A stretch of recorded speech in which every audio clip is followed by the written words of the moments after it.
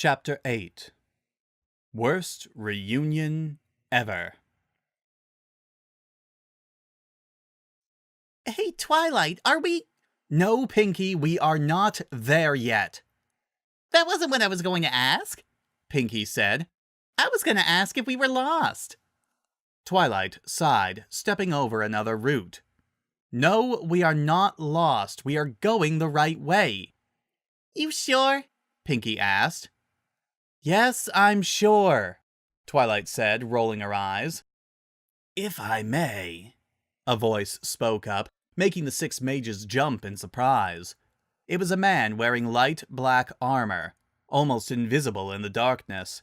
Only part of his face was visible under his hood. He was leaning against a tree, as if he had been waiting for them for some time. He pointed over his shoulder. The castle is in that direction. Thanks? Twilight said suspiciously. Pinky squeaked and hid behind Twilight, trying to make herself as small as possible. Pinky? What are you doing? Fluttershy whispered. I'm not here, I'm not here, I'm not here. Pinky chanted in a hushed voice, her face ashen. You are Twilight Sparkle, correct? The man asked. And what if I am? Twilight responded, summoning her staff behind her back. Then I have an offer for her. One that I recommend she accept, the man said. What kind of offer? Twilight asked suspiciously. Who are you? My name is not important, the man said. I am the Grand Master of the Shadowblades, Her Majesty's most loyal followers, but that's not what I'm here to talk about. I'm here so that we can discuss the terms of your surrender, Twilight Sparkle. My what? Twilight echoed. Applejack's hand went to her sword, and Rainbow Dash slowly pulled her bow off her back. Your surrender, the Grand Master said. I am willing to be merciful. Her Majesty only wants you. The others are of no importance. If you give yourself up peacefully, then they will be spared. And if I refuse? Twilight asked, summoning her staff. Then I will have no choice but to kill all of you, the Grand Master said, straightening himself.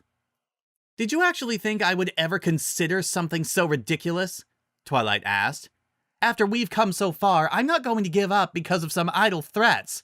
Just the fact that you're trying to get me to give myself up shows that you're scared of us. Do not mistake my mercy for fear, Twilight Sparkle, the Grand Master said. I wished to end this with as little bloodshed as possible, but clearly you have it in your mind that I am an opponent you can defeat. I like my odds, Twilight said. There's 6 of us and only 1 of you. The Grand Master chuckled. Not for long, he said, and he vanished, dropping through the ground as if it was water. What the? Where'd he go? Rainbow Dash asked, looking around in confusion. There was no sign of him anywhere. Maybe he was an illusion? Applejack suggested, pulling her sword off her back.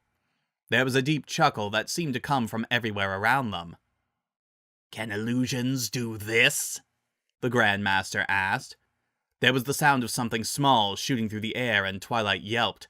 Her hand flew to her neck as if she was trying to swat a bug, and she pulled out the offending object. A small needle. She stared at it for a moment, her eyes crossing.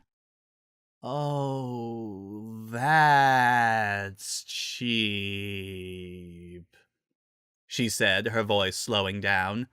Twilight stumbled and fell, and the Grand Master materialized out of the shadows. He grabbed the unconscious Twilight, and for a split second, his eyes locked with Pinkie Pie's. Impossible, he whispered, and then he faded through the shadows again, taking Twilight with him. Get back here! Rainbow Dash shouted, flying after him. Dashy, no! Pinky screamed, but Rainbow Dash had already separated from the group. The Grand Master dropped down from the trees, kneeing her in the back and knocking her out of the air. She didn't hit the ground. They dropped through it, vanishing completely. A second later, there was a brief scream of pain in the distance. He's over there, Applejack said, turning to run toward the scream. Pinkie Pie grabbed her arm and dug her heels into the ground. Don't! That's what he wants! Pinky begged, her voice devoid of her trademark good cheer. She sounded scared. How do you know? Applejack replied, her voice raised. Please, please don't ask me. I just need you to take me seriously for once. Twilight and Rainbow Dash are probably still alive, but... Rarity! Fluttershy shrieked. Applejack and Pinky turned to see the Grandmaster receding back into the shadows, carrying a limp Rarity. Pinkie Pie suddenly realized that there was a respectable distance between herself and Fluttershy. Fluttershy, get over here, quick! She shouted, beckoning for Fluttershy to hurry. The druid nodded shakily and took one step towards Pinky and Applejack. Not fast enough, the Grandmaster said in Fluttershy's ear. Before she even had time to scream, he pinched her where her shoulder and neck met, and she fell unconscious. The Grandmaster and Fluttershy melted into the shadows, and they were gone. Finally, Applejack couldn't take it any longer, and she broke away from Pinky. Come back here, you rotten son of a... No! Too late. The Grandmaster rose out of the ground in front of Applejack and used her momentum to throw her. They vanished from sight, and Pinky could only hear the sound of Applejack screaming as the Grandmaster delivered the final blow. Pinky was alone. If you wanted to talk to me, you could have just asked, Pinky said to the darkness, flicking a deck of cards out of her sleeve. She whipped around to the sound of a crackling branch and threw a few cards like knives. They vanished into the darkness, and Pinky heard them make a short thunk as they dug into an innocent tree. Pinkamena Diane Pie, a gravelly voice said from behind Pinky. Pinky yelped, jumping a full foot into the air. The Grandmaster was standing right behind her, glaring angrily at her. What on earth are you doing here? Nice to see you too, Daddy, Pinky said with as much venom as she could muster. It wasn't much. Don't give me that attitude, Pinkamena, the Grandmaster said, pulling down his hood. He was an old man with thinning gray hair and plenty of scars and wrinkles. His face was not one very familiar with smiling. You're not the boss of me, Pinky retorted, going nose to nose with Clydesdale Augustus Pie, the current Grandmaster of the Shadowblade Order. For a few seconds, father and daughter glared at each other. Then their eyes softened, and they embraced for the first time in years. I miss you, Daddy, Pinky admitted. I missed you too, Pinkamena, Clyde said. How's Mom? Pinky asked, pulling away from her father. She's fine. Misses you as well. You're not still mad that I ran away? Pinky asked sheepishly, scratching the back of her neck. Mad? Clyde shook his head. I was never mad. Truth be told, I was simply impressed you were able to escape the compound. It was nothing, Pinky said, a bit of pride creeping into her voice. You were 10. It wasn't very hard. You left the gate open. Clydesdale chuckled, shaking his head. You saw an opportunity and you took it. A trait of a skilled assassin, he said. You would have made a fantastic Shadowblade. Pinky grimaced. I might have, she said uneasily. Oh, geez, here we go. You know, Clyde cleared his throat. I'm sure the rest of the Order would welcome you back with open arms, if you... No, Pinky said sternly. Thank you, Daddy, but I can't. Clyde clenched his fists. You were born to be a blade. And I decided I didn't want to be one, Pinky shouted back. I don't want to be an assassin. I don't want to spend all my time lurking around in the dark. I don't want to kill people because some dusty old lady on the moon told me to. I want to live. If you stay with your friends, you will die, Clyde yelled. The Queen is 1,000 times stronger than the 6 of you put together. Facing her is paramount to suicide. At least I'll have tried, Pinky screamed, her voice 10 times louder than her father's. I'm sorry, Daddy, but I stopped being Pinkamena Diane Pie a long time ago. I have a new life now. I have friends. I work at a bakery that's made out of gingerbread. Magicville is my home, and I'm not going to give it up so I can live in some dark, smelly castle where nobody ever smiles. She took a deep breath, calming herself. I'm Pinkie Pie, and I do miss my family sometimes, but I can't give up what I've spent so long to make. Clyde stared at her in silence. He closed his eyes and sighed in defeat. So be it. With the speed that came from a lifetime of dedicated practice, Clyde lashed out, jabbing a sharp needle into a vein in Pinkie's neck. Pinkie's eyes shot open, and she quickly backflipped away. She landed in a crouch and pulled the needle out of her neck. What did you do to me? She asked, her vision starting to swim. What's on this pointy thing? A poison derived from a plant native to the Everfree, Clyde said, pulling his hood back up. Heart's Desire. One petal can remove all inhibitions, making a person realize their deepest desires, things they had been keeping from themselves. I'm not gonna become a blade, Pinkie said groggily, falling to her hands and knees as she broke out in a cold sweat. We'll see, Clyde said, turning away from his daughter. Come and find me when you come to a decision. I'll be waiting. You are the worst dad ever, Pinkie said, the last of her conscious mind fleeing her. The Grandmaster was already gone.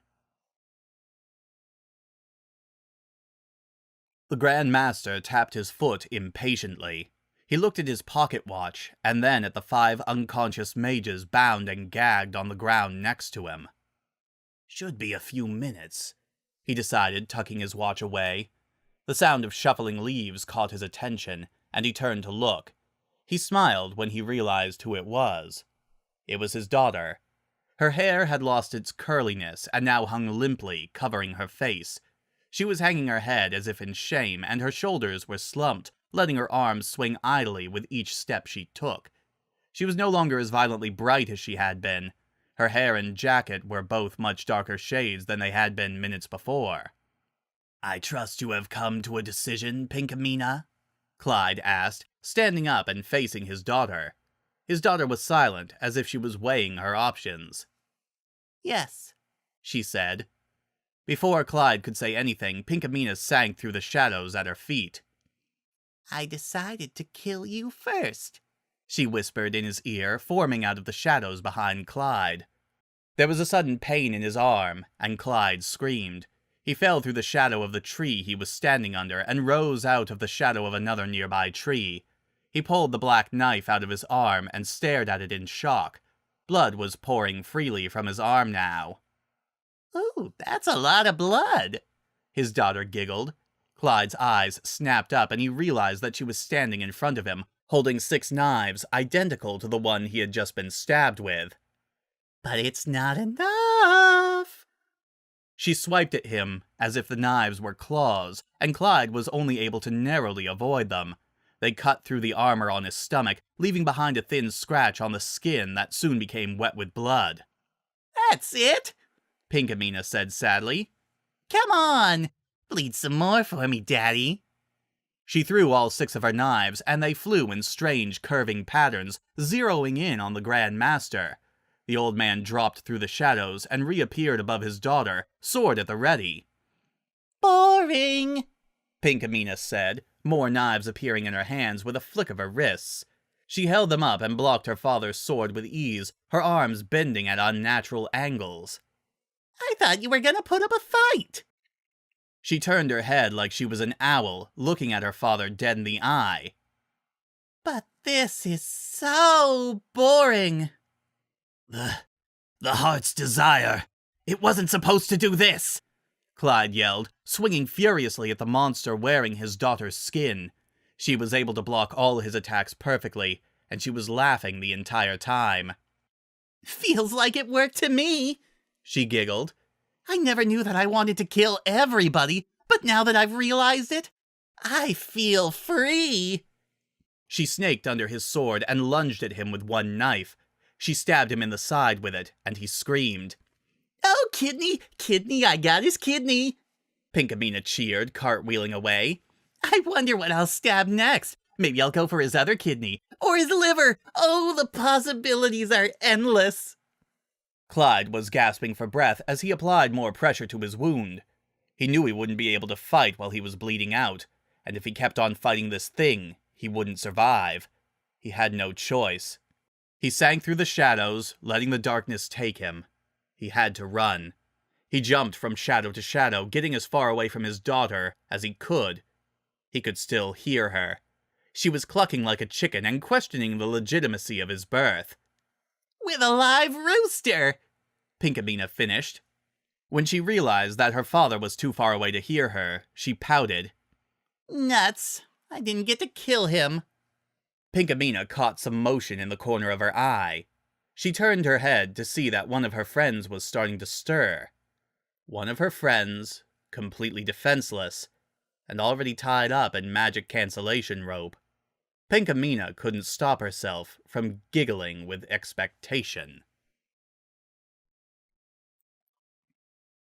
As Twilight returned to consciousness, she realized that she was starting to get tired of being knocked out.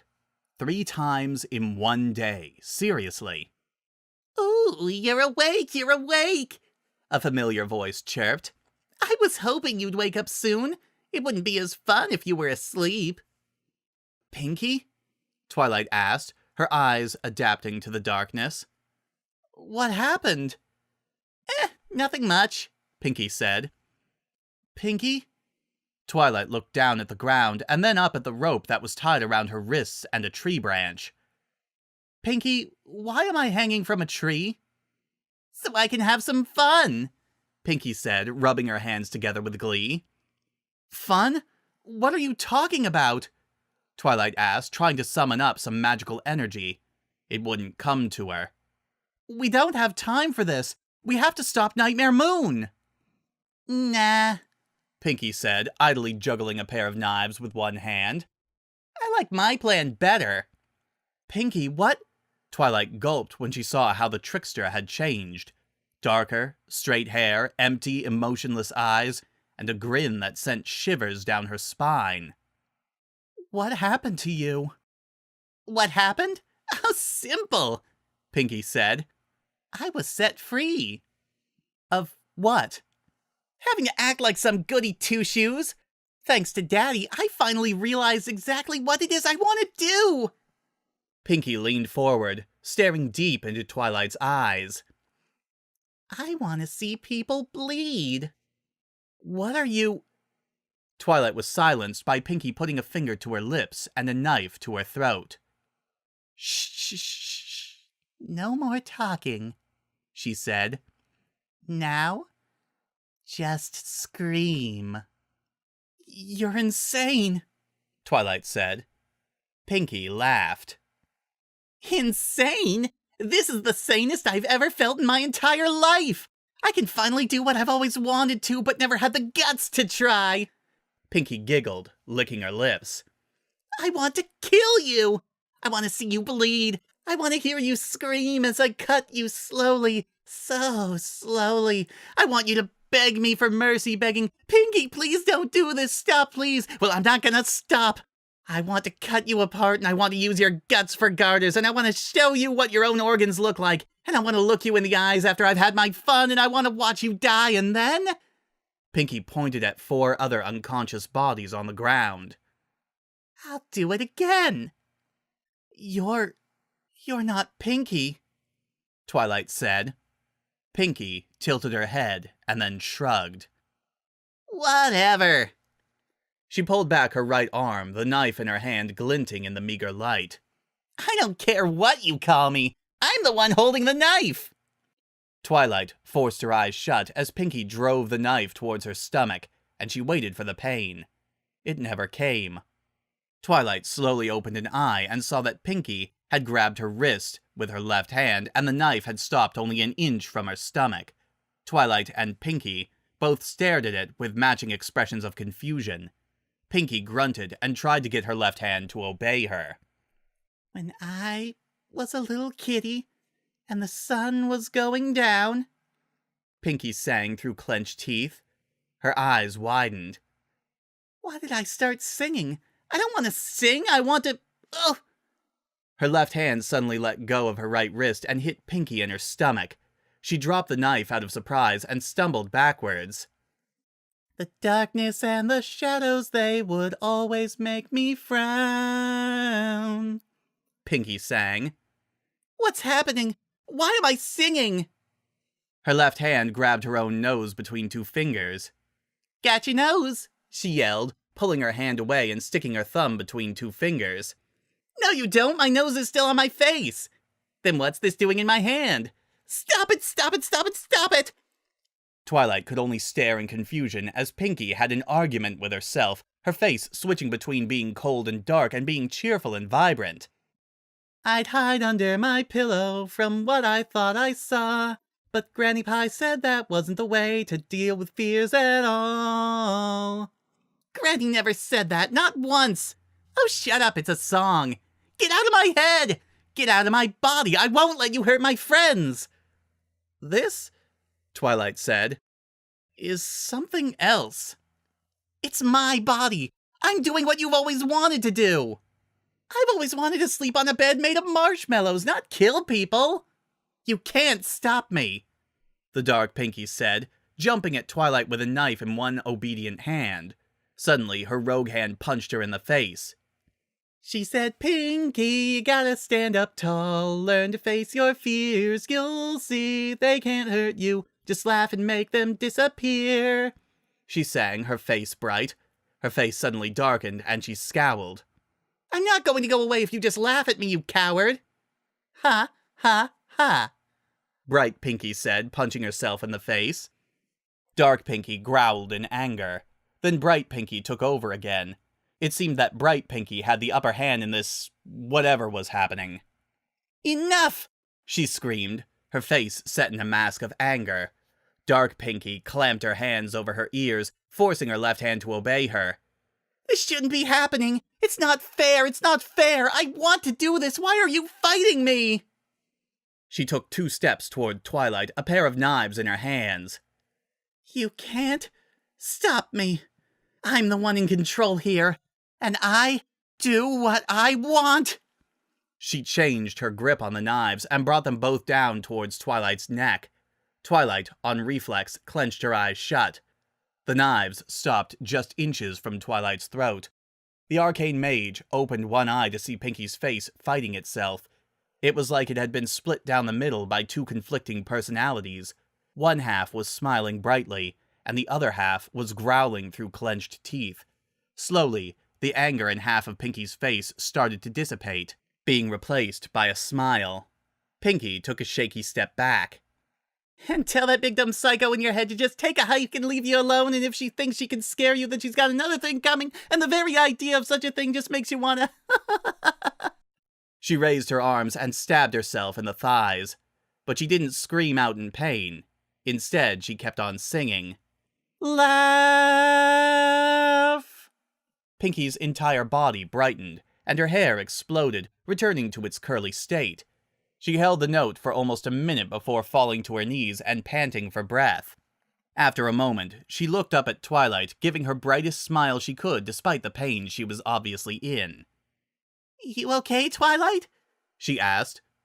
Twilight just stared at her. Pinky, what the hell was that? She finally asked. Pinky pulled the knives out of her legs, wincing in pain.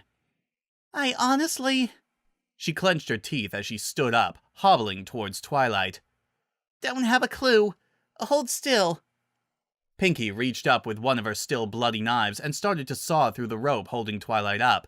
Twilight looked at the knife uneasily. When the rope snapped, freeing Twilight, she landed on her feet and quickly tried to step away from Pinky. Unfortunately, her ankles were also tied together and she fell. Pinky giggled at Twilight's mishap. Don't worry, Twilight. I'm not gonna bite, she said, crouching to cut Twilight's feet. Excuse me if I'm a bit apprehensive, Twilight said, scooting away from Pinky after her feet were freed. Seriously, what was that? Nothing that's ever going to happen again, Pinky said confidently, giving Twilight the thumbs-up gesture. I've got it all under control. You said that you had always wanted to kill people. You almost butchered me, Twilight said. Oh, that was a silly-willy show of bravado. If I had really wanted to kill you, I wouldn't have stopped myself, Pinky said. I mean, were you listening to me? I was all, I'ma cut you and I'm gonna make you bleed and look at me and I'm so scary with my whittle knives, ooh! She adopted a goofy accent while she parodied her darker half scary speech. Ow, my legs, that hurt, that was such a dumb idea. Twilight had no idea what came over her, but she couldn't stop it. She started to laugh. You were kind of silly, she admitted between giggles. I mean, using my guts for garters? That's just ridiculous. Pinky joined in the laughter. I don't care what you call me. I'm the one holding the knife. I'm such a badass. Twilight clutched her sides as laughter shook her entire body. And your face, you were like... She tried to copy Dark Pinky's expression as best she could, but ended up just looking dopey. Pinky howled with laughter, kicking her legs in the air. I can't breathe! I can't breathe! Their laughter echoed through the trees for what felt like hours. Soon, it died off, and Twilight and Pinky were left giggling on the ground. So, you really don't want to kill everybody? Twilight asked, just to be sure. Come on, Twilight. Think about it. If I killed everybody, then who'd come to my parties? A party's no fun without other people to enjoy it, Pinky said. Didn't you say something like, thanks to Daddy? Who's Daddy? Twilight asked. Pinky grimaced. I'd rather not talk about it, she said glumly. Let's just say my family is weird. Twilight slowly connected the dots. Pinky, is your father... She was interrupted by the sound of one of the others stirring, still tied up. Twilight and Pinky both looked at them. What should we tell them? Twilight asked. Pinky hummed in thought. Leave it to me, she said, limping towards the others with a knife in her hand. She went to work, cutting the ropes. I'll think of something. And then I said, do you feel lucky, punk? And he was all, no, and then he ran. Pinky said, finishing her completely fabricated story about how she had chased the Grandmaster away with a water pistol filled with cat urine. But that doesn't explain how you got these, Fluttershy said, her magic sealing up the cuts on Pinky's thighs. Pinky's face lit up. I was getting to that. See, there were these tiger ninjas that he had with him for backup. You just got him while you were fighting the Shadow Blade guy, didn't you? Applejack asked, rubbing her eyes in annoyance. Well, yeah, but that sounds so boring, Pinky said, hopping up. It's so much more fun to make stuff up. Pinky, Rainbow Dash sighed. Never change. No problemo. I'm gonna stay just like I am for a long time, Pinky said, smiling cheesily. The others all shook their heads at Pinky's antics. Same old Pinkie Pie, Rarity said, brushing herself off. Shall we carry on? I agree, Fluttershy said, standing up. I never thought I'd say this, but I'm getting tired of trees. Pinkie Pie gasped. Fluttershy's getting tired of trees? It's the end of the world! Ah, knock it off, Pinky, Applejack said with a chuckle. Repent! Repent! Are we going or what? Rainbow Dash asked. The others all nodded and moved off. Twilight approached Pinky. Don't worry, I won't tell them that you went insane, she whispered. Pinky giggled. I've never been more sane, she said with a comically deep voice. Twilight chortled. Pinkie Pie, I will never understand you. Me neither, Twilight. Me neither. Well, look what the cat dragged in, Nightshade called out as the bleeding Grandmaster stumbled back into the castle. You look like shit, man. Shut up, the Grandmaster said. Nightshade landed in front of him. So what happened? You got your ass kicked, I take it? She asked condescendingly, glancing at the Grandmaster's wounds. I'm really not in the mood, the Grandmaster said, shuffling past Nightshade. She flew ahead of him and cut him off. You couldn't kill her either? Lame, man, lame, she said, shaking her head in disappointment. Guess that means I'm going to have to step in and do your job for you, huh? Should have let you rot in that prison, the Grandmaster said, shoving her aside. Hey, man, don't fucking hurt my feelings, Nightshade said, feigning emotional hurt. You want to try and stop them? Go ahead, be my guest, you disrespectful brat, the Grandmaster said. Maybe I'll get lucky and you'll be killed. As for the rest of you useless clowns, he raised his voice to ensure that he was heard by the others, be ready to defend the castle when our dear captain inevitably fails. Yeah? Well, fuck you too, Nightshade said, flying away. The Grandmaster growled and continued his search for some bandages.